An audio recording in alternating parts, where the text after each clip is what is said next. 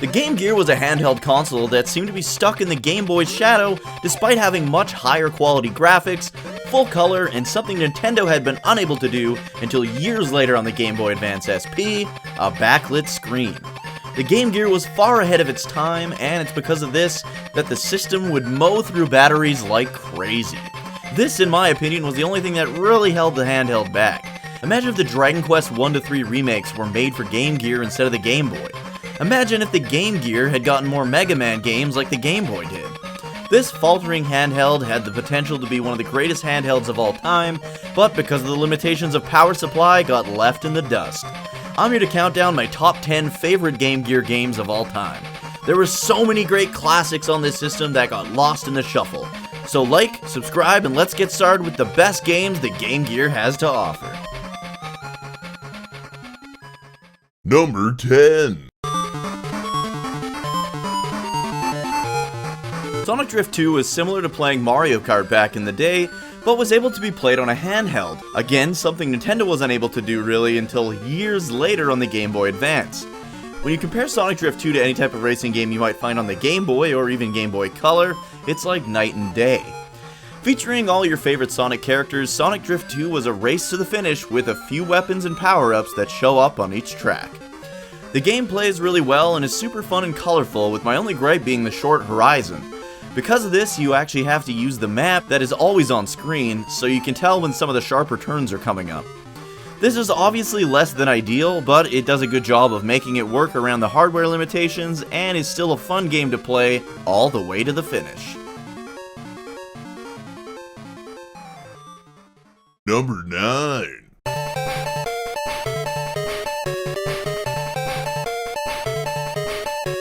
Gunstar Heroes on the Game Gear? Well, yes actually. As far as I know, this was never released in North America, but Gunstar Heroes was indeed ported to the Game Gear back in the day. It's the same Gunstar action you'd expect from the Genesis version, but with a crapload of unfortunate slowdown. Still, the game is completely playable and features most of the original Genesis game, just shrunk down.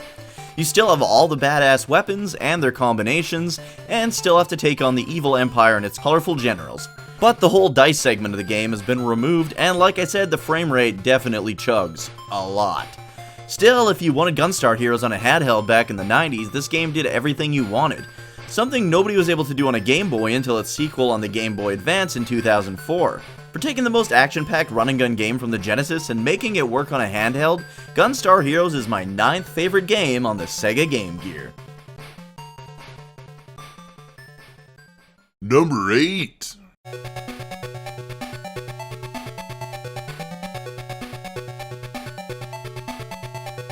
The Shinobi games were great on both the Master System and the Genesis, so when it came to the Game Gear, Sega had to succeed.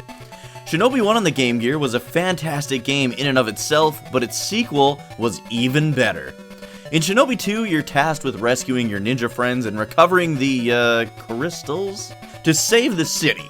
As a huge Mega Man fan, I loved this idea. You get to select which stage you want to play in any order, and after beating each boss, you rescue a different colored ninja and can then play as that ninja in the following stages. Each ninja has its own attacks and abilities, so choose your path wisely. My favorite, of course, is the green ninja who can throw shuriken, making the game a bit easier as you now have a quick ranged attack to dispatch your enemies. The whole game has crisp controls and gameplay and stage design suited for the Game Gear's small screen, something that a lot of the action platformers struggled with back in the day.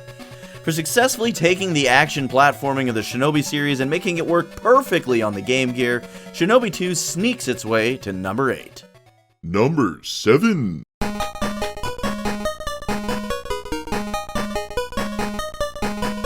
Coca-Cola Kid is another great game that was never released here in North America, and that's a total shame because it's one of the best original games on the Game Gear, period. Coca-Cola Kid is pretty much the only 100% original IP on this list because most great Game Gear games were either ports or spin-offs of other games. In Coca-Cola Kid, you play as this kid as you beat up and platform your way to the boss of each stage, where you get to drop kick motherfuckers in the face, wall jump, and body check your way through walls to find hidden paths through each stage.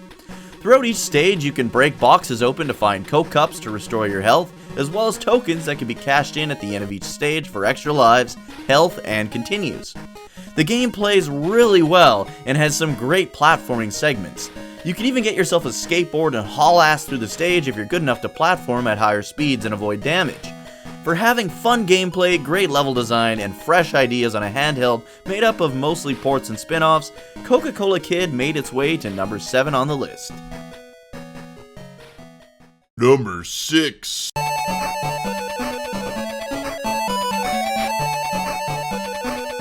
Speaking of ports and spin-offs, Fantasy Zone is one of my favorite Master System games of all time, and Fantasy Zone Gear is a great spin-off game.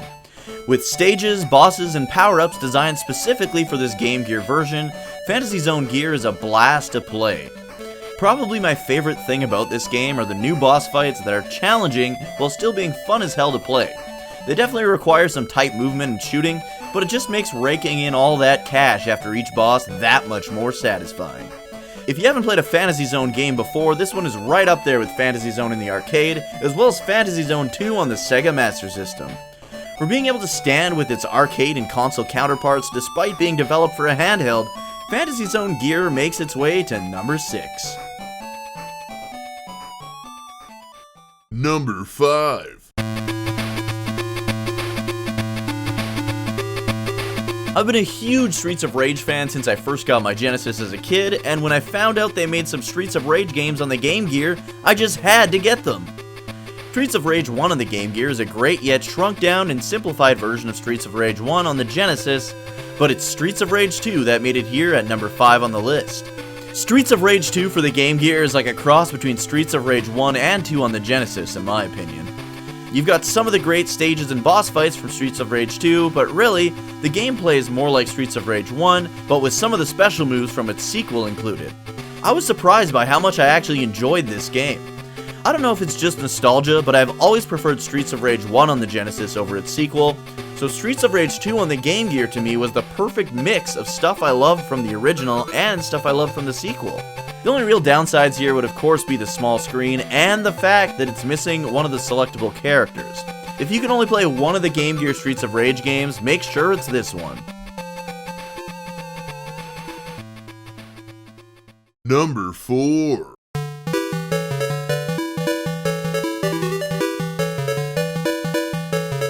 There are a lot of Sonic games on the Game Gear. In fact, the Game Gear has more Sonic games than any other Sega console.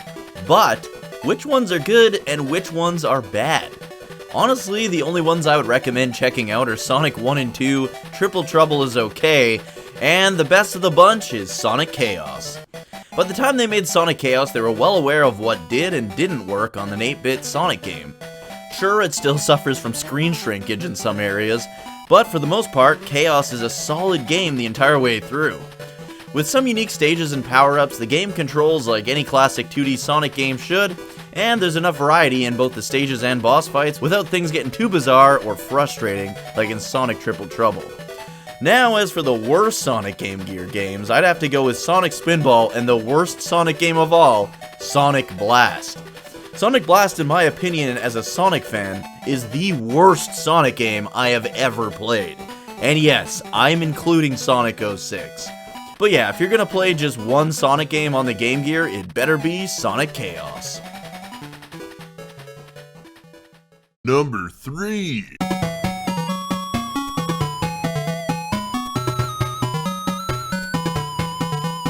Now we're getting to some of the all-time best games for the Game Gear.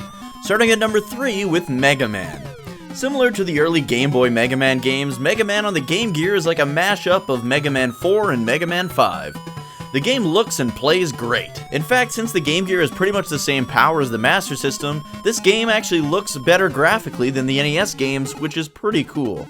You get to fight Robot Masters and play through stages from both Mega Man 4 and 5, as well as Quick Man stage from Mega Man 2.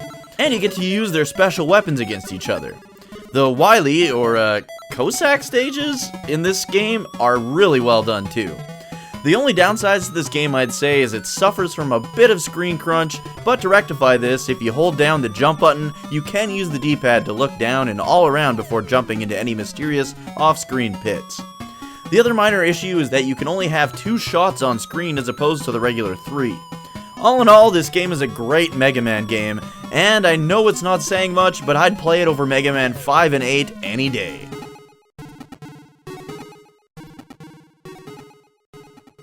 Number 2. There was a time when I was a huge fighting game fan, and my games of choice were the Fatal Fury series, with Fatal Fury Special being one of my favorites. I can honestly say that Fatal Fury Special is quite possibly the best execution of a fighting game on a handheld console.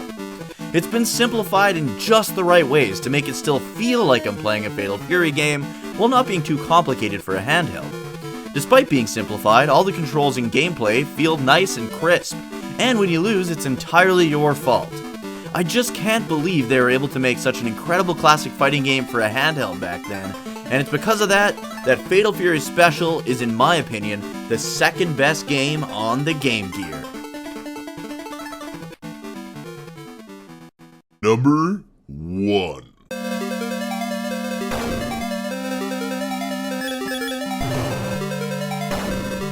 Here we are at the number 1 spot. We've talked about all kinds of ports and spin-offs, and even one original game that was really well done on the Game Gear. But the number 1 spot is a spin-off of a Sega Saturn classic, Panzer Dragoon Mini. Panzer Dragoon Mini is like a cross between Space Harrier, Afterburner, and of course Panzer Dragoon. There are multiple levels of varying difficulty, but the game is just so much fun. It's one of those arcade-style games that you just can't put down once you start playing it. The way they were able to show the gameplay from multiple different angles on the Game Gear blew my mind as well. From the stages, to the gameplay, to the incredibly well done, palm-sweating boss fights, Panzer Dragoon Mini is an instant classic no matter what console it would have been on.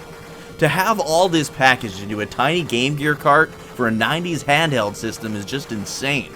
This is one of those games that people should buy a Game Gear just to play. For in my opinion, being a straight up system seller and kinda blowing everything else in this video out of the water, Panzer Dragoon Mini soars high above the others at number 1.